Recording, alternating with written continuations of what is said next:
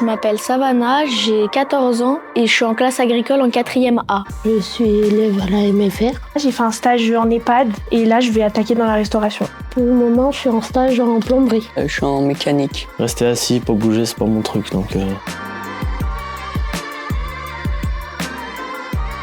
Oui, j'ai déjà bien essayé, mais sauf que je finis des fois le lire, sauf que je sais pas ce que j'ai lu, parce que je comprends pas ce que j'ai lu. Bon, je sais pas, ça m'intéresse pas trop. Je préfère les bricoler. Comme j'ai des difficultés et tout, dyslexique et orthographique, du coup c'est un peu plus compliqué. Quand j'étais petite, oui beaucoup, quand j'étais petite. Mais là, j'ai plus forcément le temps.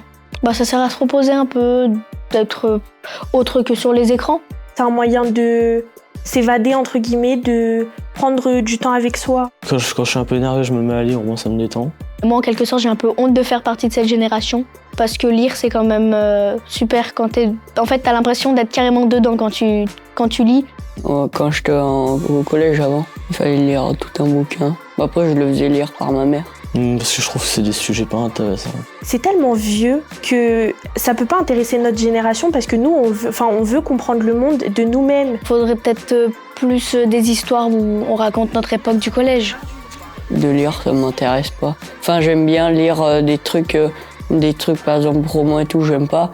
Mais des trucs de bricolage ou sport où t'apprends des trucs, j'aime bien. Même maintenant, on peut lire sur le téléphone et ça c'est super parce que c'est plus accessible. Oui, j'arrive mieux à lire et à comprendre sur les réseaux sociaux que sur un livre.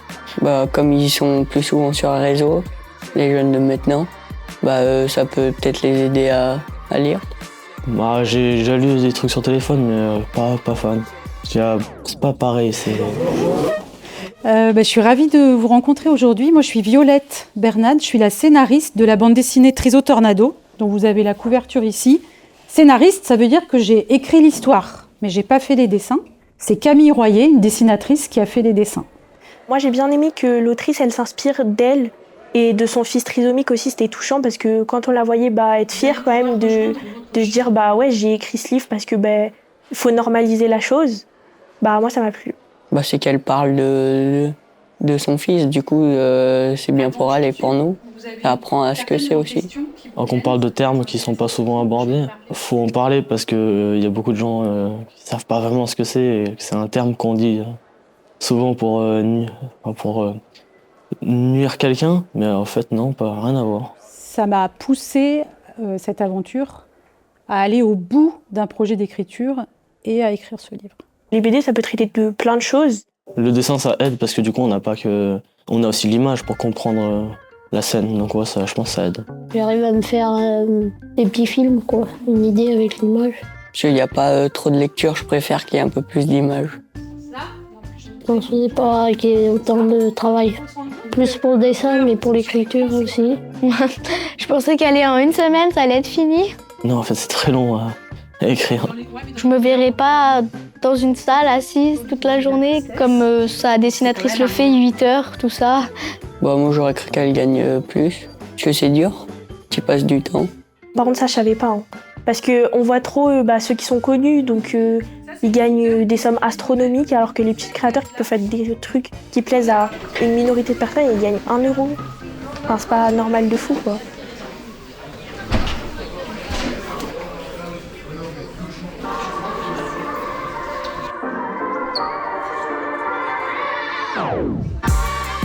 J'ai découvert que Glénat, c'est une maison d'édition.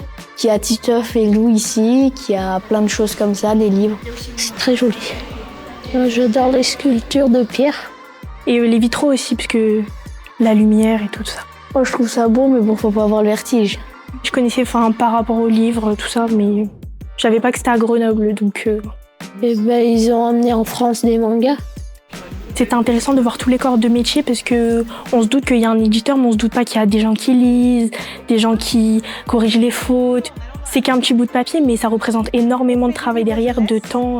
Et vous voyez la couverture, le dessin a un aspect un peu particulier puisqu'elle a réalisé ça au crayon de couleur. Donc on le voit, vous avez vu, on a vraiment l'impression que c'est colorié en fait quasiment dessus, directement. Il y a l'écrivain, et celui qui fait les dessins. Le scanner, l'imprimeur. Non, moi je pensais pas qu'il y allait autant avoir de monde. une jaquette qui vient en couleur. Et on a une machine spécifique qui fait ça, c'est une jaquetteuse. Alors c'est celle qui va venir et qui va venir vous mettre la jaquette sur la couverture. Alors de ce que j'ai compris déjà, un auteur qui vient, il présente pas tout son livre déjà, il présente que quelques parties. Donc je crois il y a la couverture à peu près de ce qu'il veut et 2-3 planches. Il faut qu'il arrive à séduire les personnes pour qu'il puisse publier son livre. Quand on est jeune, j'ai retenu que c'est compliqué de vouloir. Il y en a beaucoup qui vont dire non. Je pensais que c'était moins dur que ce qu'elle nous a raconté. Il faut avoir du courage pour le faire. Peut-être que ça marchera et peut-être que ça marchera pas. Je trouve que c'est pas un milieu quand même très accessible. Enfin, il faut de l'expérience quand même. Et ouais, je trouve ça assez compliqué quand même de se lancer entre guillemets. C'est bien de sortir de la MFR un peu de temps en temps et découvrir de nouvelles choses parce que je connaissais pas tout ça. Vous avez les scanneristes. Ce matin, on a rencontré Véronique, la directrice de la librairie Le Marque-Page à Saint-Marcelin. Elle est venue pour nous présenter des livres qu'elle avait, le métier, on a fait des jeux.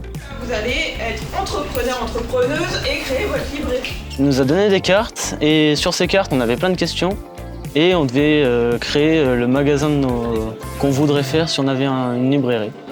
Et puis tout ce qu'on voulait dedans, quoi. Et là, tu mets les étagères comme ça, et comme ça. Oui. Moi, t'as plus de livres. Perpendiculaire, tu vois. Hop. Moi, je fais. Alors le nôtre, c'était un magasin avec quand même assez de livres plutôt orientés sur manga, BD, des trucs comme ça. L'étage du bas, on avait tous les livres, chasse, pêche et tout. Et l'étage du dessus, on avait tout le matériel de randonnée. Juste tu réfléchis 30 secondes. C'est vrai, coûte le plus cher, c'est les figurines. Donc là, tu mets la caisse, et là, tu mets les figurines, bien sûr. Tu mets la caisse comme ça, et là, on va dire que c'est une vitre, tu mets les figurines. On a échangé sur à quoi ça sert une librairie, qu'est-ce qu'elle fait dans sa journée. On a appris des mots comme les librairies généralistes, les indépendantes, spécialisées. Je connaissais pas du tout. Pour moi, les librairies, c'était toutes les mêmes. C'était juste un endroit où on achetait des livres. Ah oui, je l'achète, mais est-ce que je l'achète à 10,95 € et que je te le vends à 10,95 €? Non, je l'augmente.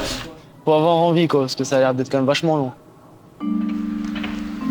On est allé voir une librairie pour choisir des livres. Des jeunes en librairie, voilà. Ils nous offraient 30 € pour qu'on puisse prendre des livres. Dedans, c'est vachement beau quand même. On voyait que tout le monde s'intéressait quand même. Je pensais pas que tout le monde allait s'intéresser autant. Je pensais que ça allait être plus bruyant, parce que dans la classe, c'est le bordel. C'était bien, c'est juste qu'il manque de la place. Il faudrait que ça soit plus grand pour qu'il y ait plus de livres. Oui, j'avais déjà un peu regardé sur le site, mais j'essayais de les trouver parmi tous les livres. Parce qu'il y en a, ils sont cachés. Enfin, il y en a, on voit bien la couverture, et il y en a, ils sont sur le côté, du coup, il faut farfouiller. Et j'ai demandé à la dame pour des trucs de chasse. J'ai pas trouvé les livres de chasse que je voulais. Et elle m'a montré ce livre, et du coup, j'ai pris celui-là parce que je le trouvais pas mal. Parce que j'adore voir les animaux. Lui, c'est pour moi le corps de ferme, parce que j'adore la ferme, tout ça. Lait et miel, c'est un recueil de poèmes. Parce que je l'avais vu sur les réseaux sociaux et que je voulais l'acheter. J'en ai pris un sur l'évolution des tracteurs, de l'agriculture. J'ai pris le mur des silences et l'autre, c'est la route. J'ai regardé la couverture et la couverture me plaisait, j'ai lu le résumé. On sort un peu de la MFR pour voir ce que c'est un peu. C'est bien parce que du coup ça nous apprend des choses, on apprend des métiers. Surtout des métiers qu'on ne penserait pas forcément à faire, quoi. Enfin, ça m'a donné envie de m'intéresser plus au livre, parce que c'est important de savoir comment il est créé, le temps que ça met. Ça m'a donné encore plus envie de lire. Je vais retenir que pour sortir des livres, c'est quand même pas facile.